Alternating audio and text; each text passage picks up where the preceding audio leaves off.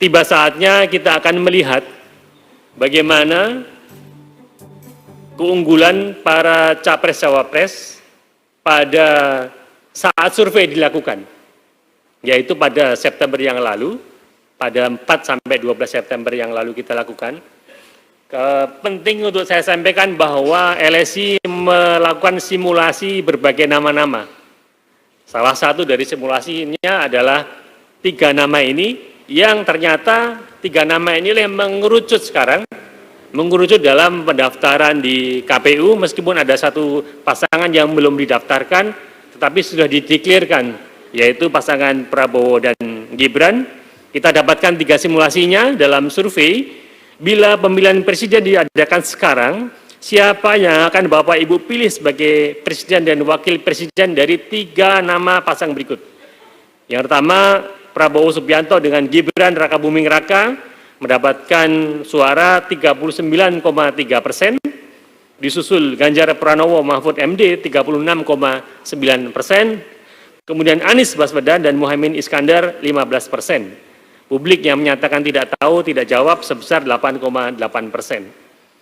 Kemudian dari 3 pasangan ini, sebagaimana kita tahu bahwa ketika terjadi 3 pasang yang maju sebagai calon dalam Pilpres nanti, belum ada satupun pasangan yang bisa memastikan diri menang dalam 1 putaran.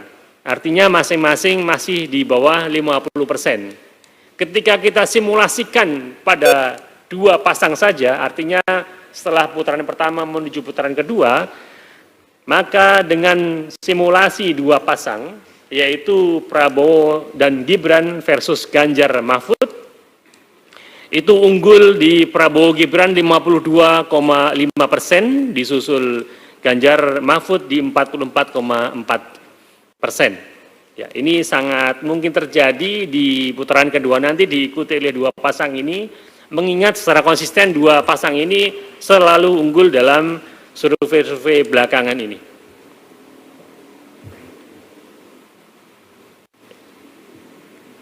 Berikutnya, rekan-rekan sekalian, kita akan melihat bagaimana distribusi pemilih berdasarkan pendapatan.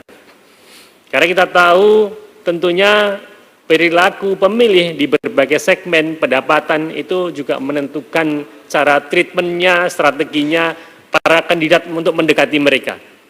Nah, kita tahu bahwa dari survei ini didapati pemilih yang memiliki pendapatan di bawah 2 juta itu dominan, yaitu sebesar 51,6%. Pendapatan 2 hingga 4 juta itu 35,5%. Dan pemilih dengan pendapatan di atas 4 juta itu 12,9%. Kita lihat arah dukungannya, masyarakat pemilih yang memiliki pendapatan di bawah 2 juta, 51,6% jumlahnya. Pilihannya yang pertama jatuh kepada pasangan Prabowo Gibran 39,5%. Disusul nomor 2 Ganjar Mahfud 38,7% dan Anies Muhaimin 11,4%. Di segmen ini ada 10,4% yang belum menentukan pilihan. Kemudian di segmen pendapatan 2 hingga 4 juta, Prabowo lagi-lagi unggul di angka 39,3%, disusul Ganjar Mahfud 33,8% dan Anies Muhaimin di 17,6%. Ceruk sisa dari pendapatan 2,4 juta ini hanya 9,3% saja. Kemudian untuk pendapatan di atas 4 juta, di mana di segmen ini ada 12,9%, di sana unggul Ganjar Mahfud dengan perolehan 37,9%. Disusul Prabowo dan Gibran 37,8%, dan terakhir Anies Muhaimin di 22,3%. Di segmen pendapatan besar ini, tersisa tinggal 2% saja yang belum menentukan pilihan atau tidak menjawab dalam riset kali ini.